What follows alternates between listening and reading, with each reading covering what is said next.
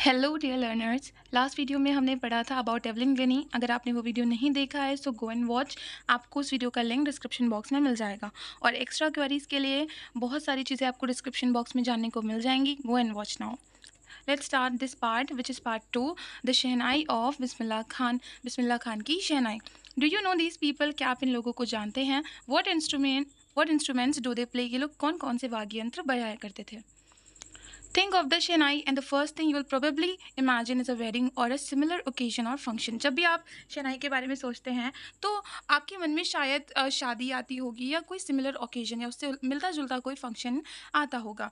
The next would probably be उस्ताद बिस्मिल्लाह खान। और अगली चीज़ जो आपके माइंड में शहनाई वर्ड सुनने के बाद आती होगी वो ये हो सकती है Bismillah Khan. The shehnai Maestro, जो कि महानायक थे किस चीज़ के? शहनाई के।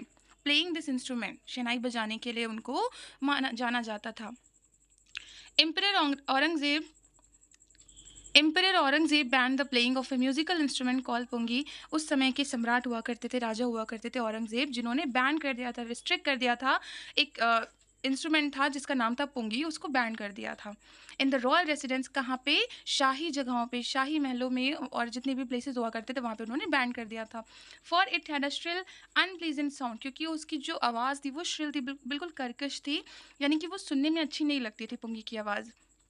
पुंगी became the generic name for reeded noise makers. पुंगी क्या बन गया था? जेनरिक नेम बन गया था। जेनरिक नेम कहते हैं समूह को दिया जाने वाला नाम। किसके लिए बन गया था वो? Readed noise maker. रीडेड का मतलब जो लोग बांसुरी जैसा यंत्र बनाते थे या उससे नई नई आवाज़ को कंपोज करते थे, उनके लिए ये एक जेनरिक नेम बन गया था।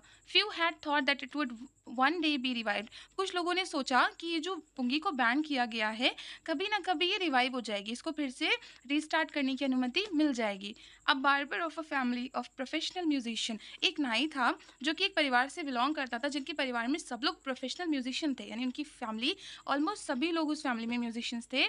Who had access to the royal place, जिन्हें रॉयल प्लेस में जिन्हें जिन्हें शाही जगहों में जाने की इजाज़त थी, अनुमति थी। Decided to improve the tonal quality of the pungi, उन्होंने डिसाइड किया कि वो सुधार करेंगे किसमें? पुंगी की टोनल क्वालिटी। पुंगी में थोड़ा सा उन्होंने चेंज करने को सोचा था कि वो पुंगी को थोड़ा सा बदलेंगे और उसकी टोनल क्वालिटी को, उसकी आवाज़ वगैरह जो श्रिल थी उसको चेंज करने की कोशिश करेंगे।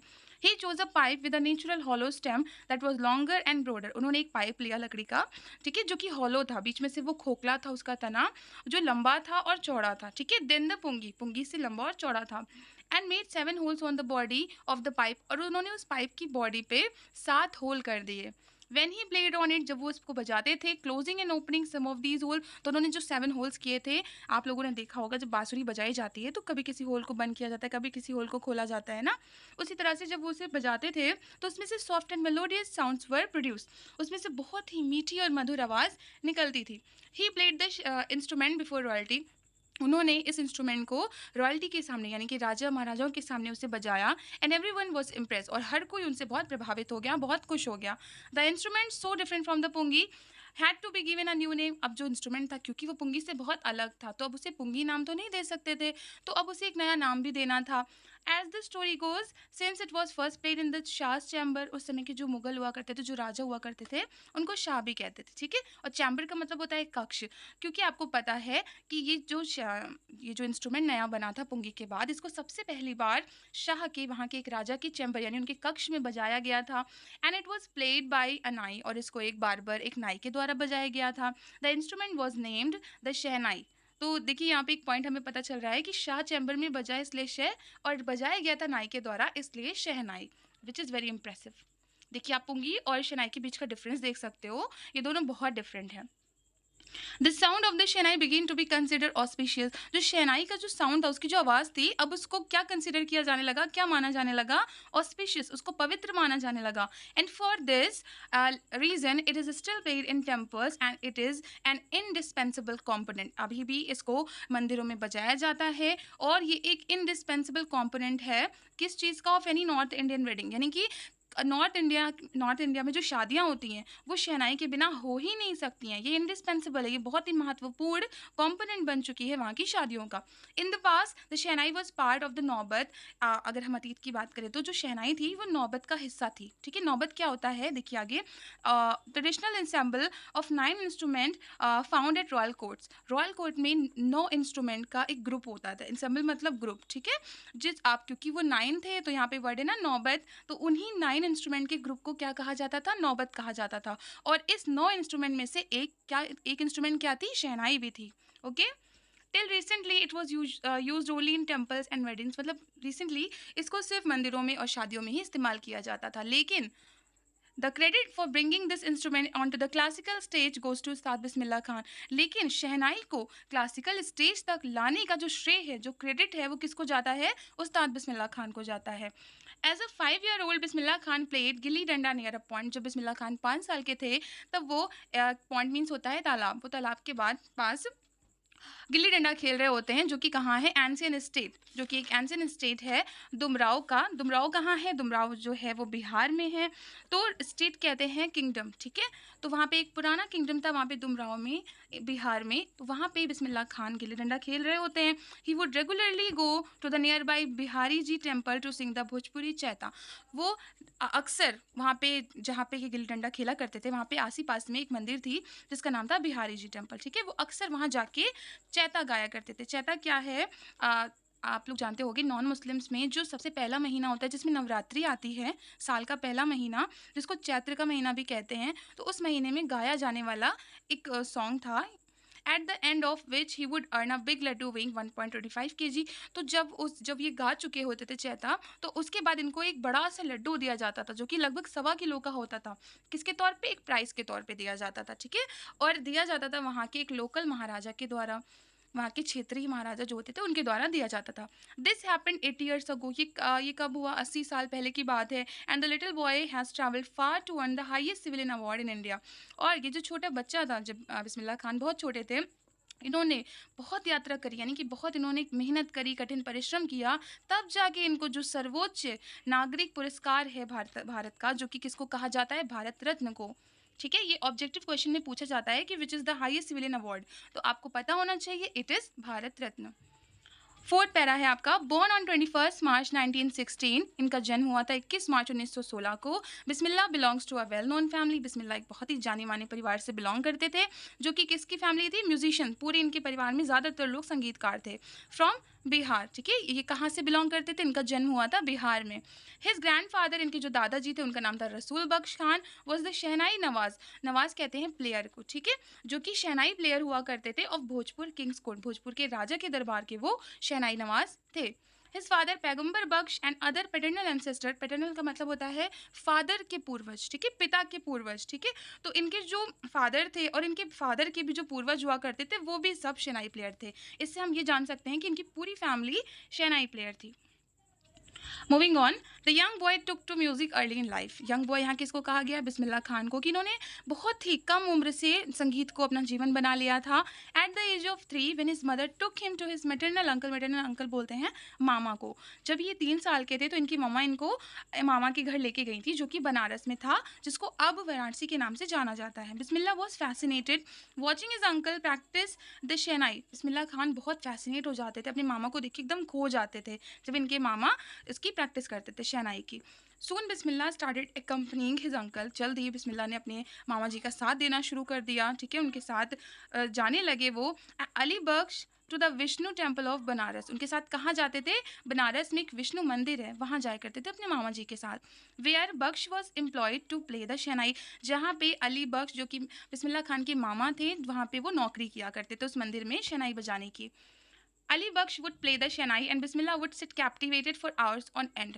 और जब वो इनके मामा जी जब शहनाई बजाते थे तो बिस्मिल्लाह खान कैप्टिवेटेड होके एकदम खो जाते थे, अपने मामा को देख के मनमोहित हो जाते थे और घंटों घंटों तक उन्हें अपने मामा को देखा करते थे। Slowly he started getting lessons in playing the instrument and would sit practising throughout the day. जल्द ही उन्हें सिखाया जाने लगा इंस्ट्रूमेंट की, जो शहनाई थी उसकी प्रैक्टिस कराई जाने लगी। और जल्द ही, यानी कि वो पूरा दिन वहाँ उस मंदिर में बैठ के थ्रू आउट द डे पूरा दिन वहाँ पे प्रैक्टिस किया करते थे।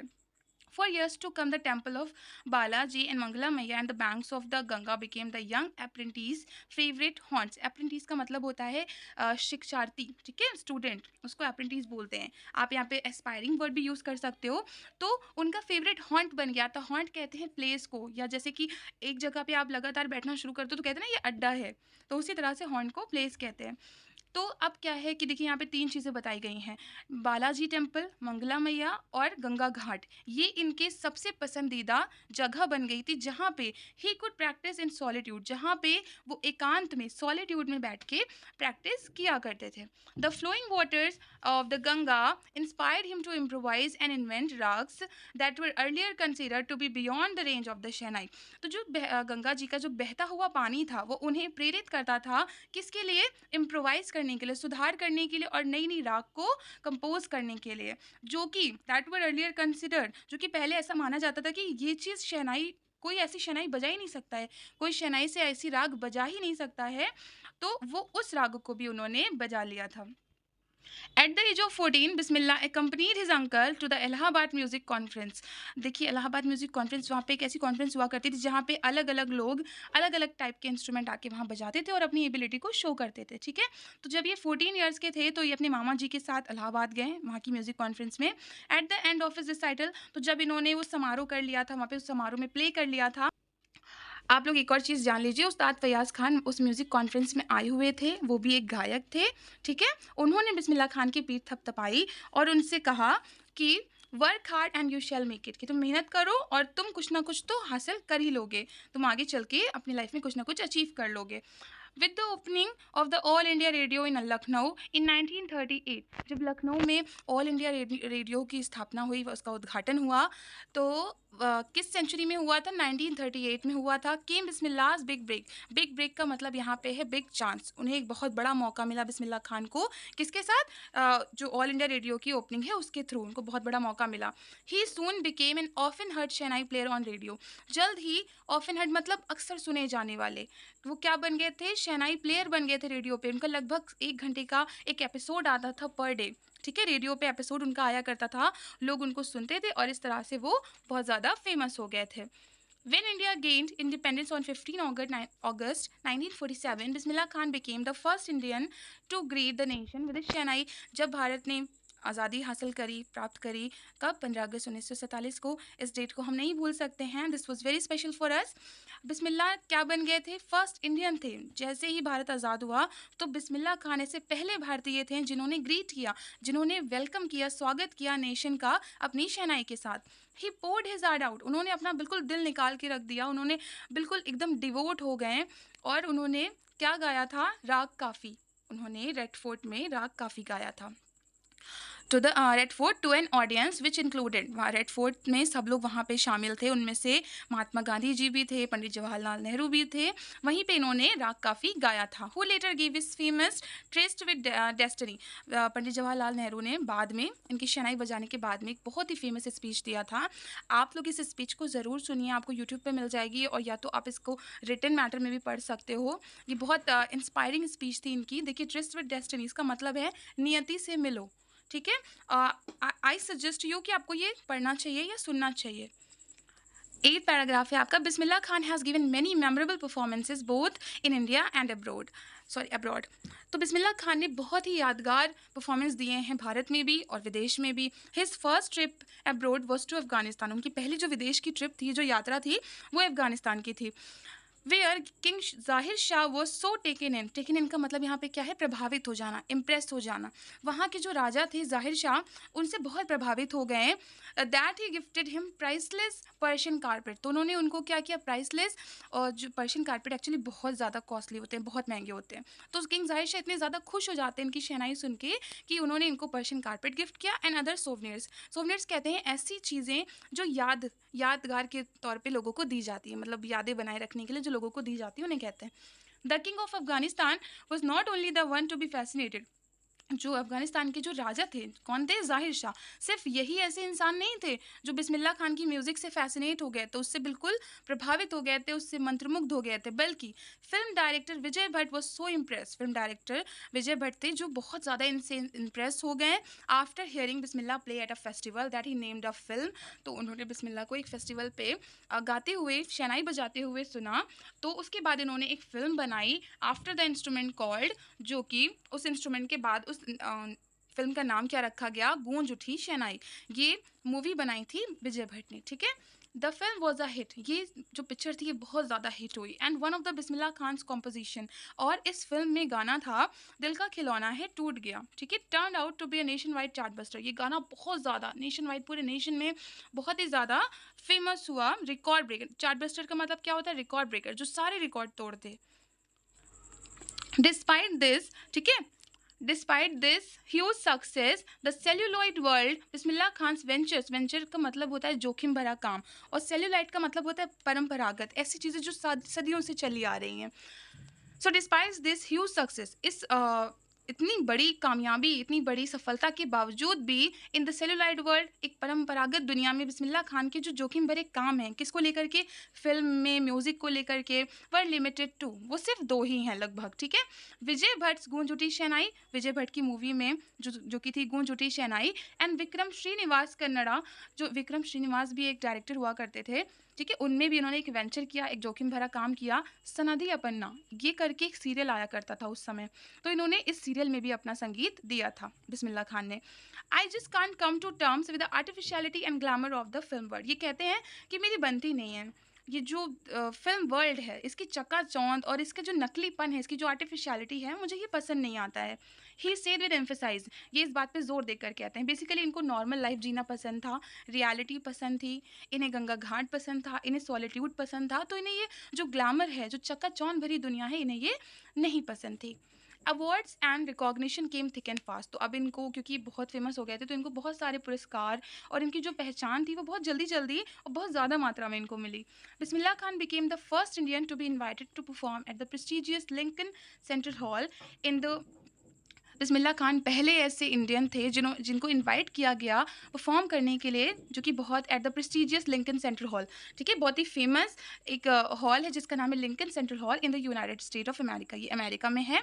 He also took part in the world exposition in Montreal. इन्होंने पार्ट लिया कहाँ पे? मॉन्ट्रियल, देखिए कहाँ है? कनाडा में है, ठीक है? वहाँ पे एक प्रदर्शनी होती है, तो इन्होंने उसमें भी हिस्सा लिया, वहाँ पे जाके इन्होंने गाना गाया। इन कैंस आर्ट फेस्टिवल, देखिए कैंस जो है ये एक शहर है, ठीक है? वहाँ पे आर्ट फेस्टिवल होता है, कला प्रदर्शन होता है। और ओसाका ट्रेड फेयर, ओसाका जो कि जापान में, वहाँ पे एक उद्योग का मेला होता है, अलग अलग व्यापारी वहाँ आते हैं, तो वहाँ पे भी इन्होंने वहाँ पे जाके पार्ट लिया। So well known did he become internationally that an auditorium in Tehran was named after him. इतने ज़्यादा ये फेमस हो चुके थे, इतने ज़्यादा पॉपुलर हो चुके थे इंटरनेशनली भी, कि एक ऑडिटोरियम यानी कि एक बड़ा सा हॉल है तेहरान में। तेहरान बेसिकली ईरान में है, ये आपको पता होना चाहिए कि तेहरान ईरान में है, ठीक है? तो इनका उस ऑडिटोरियम में जब इन्होंने परफॉर्म कर लिया, तो इनकी परफॉर्मेंस के बाद उस ऑडिटोरियम का नाम रखा गया तहर मॉस्क्यू उस्ताद बिस्मिल्लाह खान। तो it's also a big achievement, right? National awards like Padma Shri, Padma Bhushan and the Padma Vibhushan were conferred to him. इनको इन सभी अवार्ड्स के साथ सम्मानित किया गया। कन्फर्ट का मतलब प्रदान किया गया, ठीक है? या इनको सम्मानित किया गया किसके साथ? Padma Shri, Padma Bhushan and Padma Vibhushan. In 2001, Ustad Bismillah Khan was awarded India's highest civilian award. 2001 में उस्ताद बिस्मिल्लाह खान को भारत का सर्वोच्च नागरिक अवार्ड दिया गया, जो कि है Bharat Ratna, with the coveted award resting on his chest. देखिए कवटेड का मतलब क्या होता है? एक ऐसी चीज़ जिसको हर कोई पाना चाहता है, ठीक है? रेस्टिंग ऑन हिज चेस्ट क्या होता है कि ये जो अवार्ड्स होते हैं ये मेडल के फॉर्म में भी दिए जाते हैं ना, तो वो कहाँ लगाए जाते हैं? अवार्ड हमारे, अगर कोई मेडल पहनाया जाता है तो वो हमारे चेस्ट को टच करता है। तो इनके चेस्ट पे कई सारे अवार्ड जो हैं वो क्या कर रहे हैं? रेस्ट कर रहे हैं, बहुत सारे अवार्ड रखे हुए हैं। And his eyes glinting with rare happiness. और इतनी सारी अचीवमेंट हासिल करने के बाद इनकी आंखों में एक अजीब सी, एक अलग ही चमक थी। He said, all I would like to say is, मैं बस इतना ही कहना चाहता हूँ कि टीच योर चिल्ड्रन म्यूजिक, अपने बच्चों को संगीत सिखाओ। This is Hindustan richest tradition, ये भारत का सबसे धनी ट्रेडिशन है। Even the West is now coming to learn our music, ये कहते हैं बल्कि जो वेस्ट है, जो विदेश है, वहाँ के लोग भी अब आ रहे हैं हमारे संगीत को सीखने के लिए। In spite of having travelled all over the world, मतलब पूरी दुनिया में यात्रा करने के बावजूद, खान साहब एज ही फॉन्डली कॉल्ड, इनको फॉन्डली कॉल्ड का मतलब होता है प्यार से पुकारना, इनको प्यार से कहा जाता था खान साहब, ठीक है। Is exceedingly fond of Banaras, ये बहुत ज़्यादा, एक्सीडिंगली मीन्स बहुत ज़्यादा उनको लगाव था, इनको प्यार था, कहाँ से, बनारस से एंड दुमराव से। And they remain for him the most wonderful towns of the world, और इतनी जगह हो आने के बाद, इतनी जगह कॉन्सर्ट करने के बाद, इतनी जगह परफॉर्मेंस देने के बाद, ये दो जगह ऐसी थी जो इनकी फेवरेट बनी रही, कभी भी इनका दिल वहाँ से हटा नहीं। Wonderful towns of the world, ठीक है, ये इनके लिए सबसे वंडरफुल टाउन्स थे पूरी दुनिया के। A student of his once, इनका एक स्टूडेंट था, wanted him to head a shehnai school in the USA, वो चाहता था कि ये यूएसए में आए और वहाँ पे एक स्कूल ओपन हो जिसमें कि ये हेड करे, उसको प्रिंसिपल बने वहाँ के, ठीक है। And the student promise to recreate the atmosphere of Banaras by replicating the temples there, replicating का मतलब होता है डुप्लीकेट।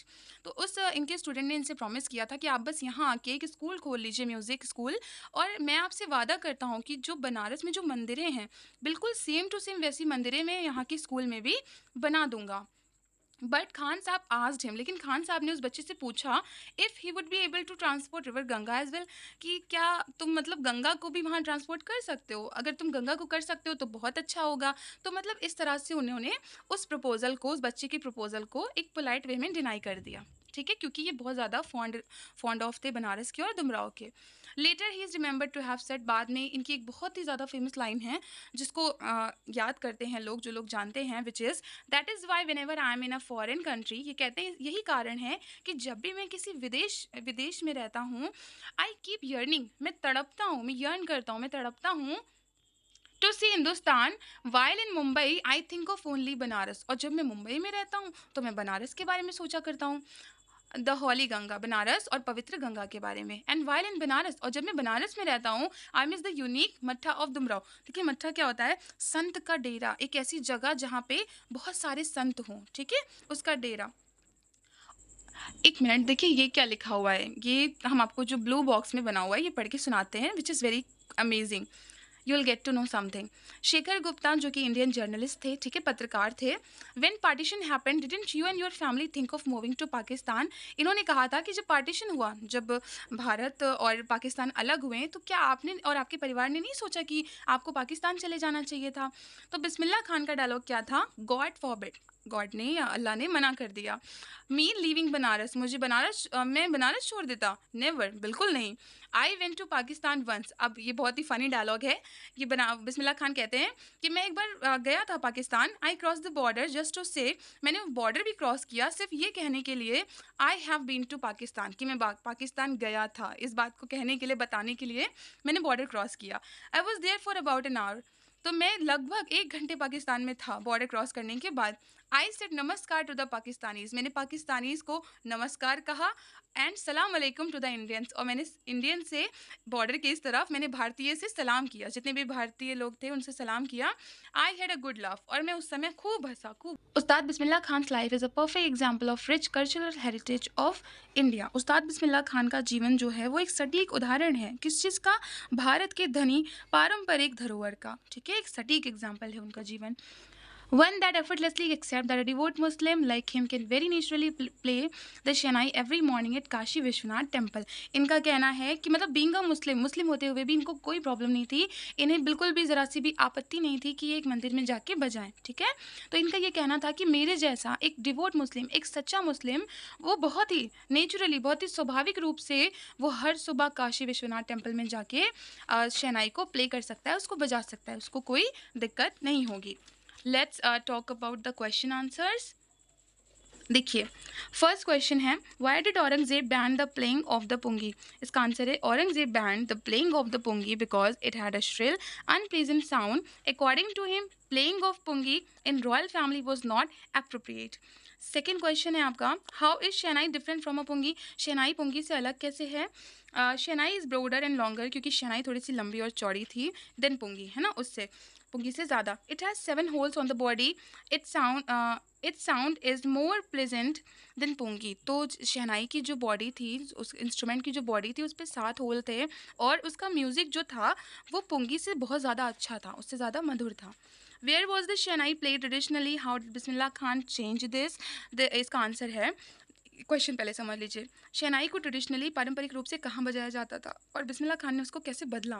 तो इसका आंसर है, the shehnai was traditionally played at royal courts, temples and weddings because it is considered auspicious. क्योंकि ये कहाँ कहाँ बजाई जाती थी? मंदिरों में और शादियों में, क्योंकि और रॉयल कोर्ट्स में, यानी कि राजा महाराजाओं के कक्ष में बजाई जाती थी शहनाई, क्योंकि माना जाता था कि शहनाई बहुत पवित्र है।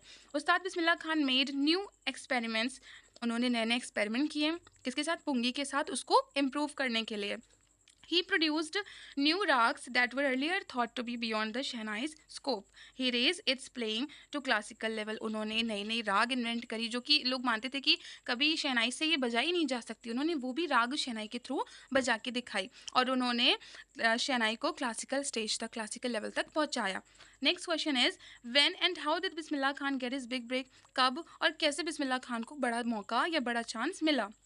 इसका आंसर है, Bismillah Khan got the big break in 1938। ये डेट आप मेंशन कर लेना, इसको अंडरलाइन कर लेना। He was declared the best performer at the all India music conference in Allahabad. He got the award for it just at the age of 14। उनको सिर्फ 14 साल की उम्र में अवार्ड मिला। With the opening of All India Radio in Lucknow in 1938, जब लखनऊ में 1938 में ऑल इंडिया रेडियो की उसका उद्घाटन हुआ। He soon became a famous shehnai maestro and often heard on radio. तो जल्दी इन्हें अक्सर रेडियो पे सुना जाने लगा और उसके थ्रू भी ये बहुत ज़्यादा फेमस हो गए थे। Next question is, where did Bismillah Khan play the shehnai on 15 August 1947? 15 अगस्त 1957 को बिस्मिल्लाह खान ने कहाँ पे शहनाई बजाई? अगर इसका वन वर्ड आंसर देना हो तो it will be red fort, है ना, लेकिन फिर भी आप आंसर सुनिए। और आगे भी क्वेश्चन है, why was the event historic? वो इवेंट ऐतिहासिक क्यों था? तो इसका आंसर देख लेते हैं। Bismillah Khan played shehnai on August 15, 1947 at the Red Fort in Delhi. Bismillah Khan ने शहनाई 15 अगस्त 1947 को रेड फोर्ट में बजाई, जो कि कहाँ था? दिल्ली में था। The event was historic as he was the first Indian to greet the nation. वो इवेंट इस वजह से हिस्टोरिक था, इस वजह से वो ऐतिहासिक था क्योंकि वो पहले भारतीय थे जिन्होंने वेलकम किया था नेशन का और बधाई दी थी his fellow citizens on this auspicious occasion in the traditional Indian style. उन्होंने भारत के परंपरागत रूप से उस शहनाई को प्ले करके अपने वहाँ पे जितने भी साथी थे, जितनी भी ऑडियंस थी, उसको वेलकम किया था, उसे कॉन्ग्रेचुलेट किया था। किस चीज़ के लिए? आज़ादी के लिए। Then next question is, why did Bismillah Khan refuse to start a shehnai school in the USA? Bismillah Khan ने शहनाई स्कूल यूएसए में खोलने के लिए क्यों इनकार कर दिया था? Bismillah Khan refuse to start a shehnai school in the USA because he had a great love for India and its Banaras and Dumraon. क्योंकि उनके लिए, उनके दिल में भारत को लेकर के बहुत प्रेम था और बनारस और डुमराव को लेकर के। He wanted river Ganga also to be transported there for creating an atmosphere for him and that was next to impossible। और उन्होंने ये प्रपोजल रखा था उस बच्चे से कि तुम यहाँ पे गंगा को भी ट्रांसपोर्ट कर दो, क्योंकि उन्हें भी पता था ये इम्पॉसिबल है, लेकिन just to refuse the proposal उन्होंने ये बात बोली थी। whenever he was in abroad, जब भी वो अब्रॉड में हुआ करते थे, विदेश में हुआ करते थे, he kept yearning for Hindustan, वो भारत के लिए तड़पते रहते थे। he had a great feeling of patriotism, उनके अंदर एक देशभक्ति थी, देश को लेकर के उनके अंदर बहुत ज़्यादा प्रेम था, इस वजह से उन्होंने शहनाई स्कूल खोलने से मना कर दिया था। Find at least 2 instances, instances का मतलब होता है example, in the text which tell you that Bismillah Khan loves India and Banaras. तो कोई 2 ऐसे उदाहरण इस चैप्टर में से आप निकालिए, उसे ढूंढ के दिखाइए जिससे आपको ये पता चल रहा हो कि बिस्मिल्लाह खान बनारस से और भारत से बहुत ज़्यादा प्रेम करते थे। तो हम आपको बता रहे हैं, देखिए पहला एग्जाम्पल है, he used to sit on the banks of holy Ganga for hour all alone. ठीक है, he was fascinated by the holy temples of Banaras where he had been playing music since childhood. ये फर्स्ट पॉइंट हो गया। Second point है, he refuse to start a shehnai school in the USA for his extreme patriotism for his country. He had a great yearning for Hindustan while he was in abroad. So that's all for today. अगर आपको मेरे efforts अच्छे लगे, आपको explanation अच्छी लगी, so do subscribe. और जितनी भी एक्स्ट्रा ऑर्डिनरी चीज़ें हैं उनके लिए डिस्क्रिप्शन बॉक्स को चेक करना मत भूलना।